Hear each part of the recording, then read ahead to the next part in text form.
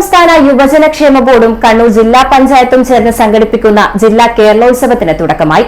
Kannur Azhikode higher secondary സ്കൂളിലാണ് പ്രധാന വേദി.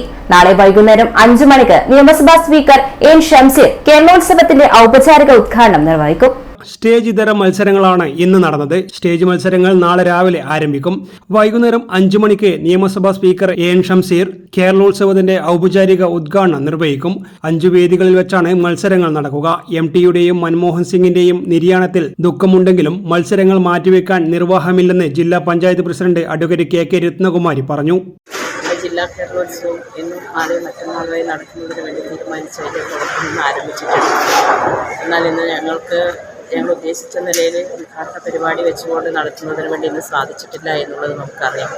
നമ്മുടെ സാഹിത്യ ലോകത്തെ കുലപതിയായിട്ടുള്ള MDയുടെ നിര്യാണത്തെ തുടർന്ന്, അതുപോലെ തന്നെ മുൻ പ്രധാനമന്ത്രിയും സാമ്പത്തിക വിദഗ്ധനുമായ മൻമോഹൻ സിംഗിൻ്റെ നിര്യാണത്തിൻ്റെ ഭാഗമായിട്ട് ഒരു അനുശോചന യോഗം നടത്തിയിട്ടാണ് ഞങ്ങൾ ഈ പരിപാടി ആരംഭിച്ചിട്ടുള്ളത്.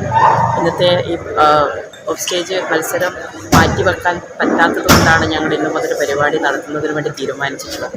അപ്പം ഈ വരുന്ന ജനുവരി മാസം ഫസ്റ്റ് വീക്കോടുകൂടി സ്റ്റേറ്റ് മത്സരവും അതുപോലെ തന്നെ സെക്കൻഡ് വീക്കിൽ ദേശീയതല മത്സരവും തീരുമാനിച്ചിട്ടുണ്ട്.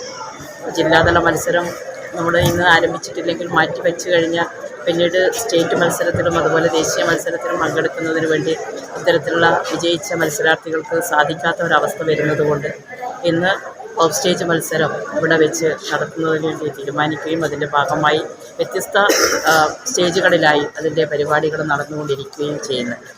29 വൈകുന്നേരം നടക്കുന്ന സമാപന സമ്മേളനം മന്ത്രി രാമചന്ദ്രൻ കടന്നപ്പള്ളി ഉദ്ഘാടനം ചെയ്യും. News desk city news.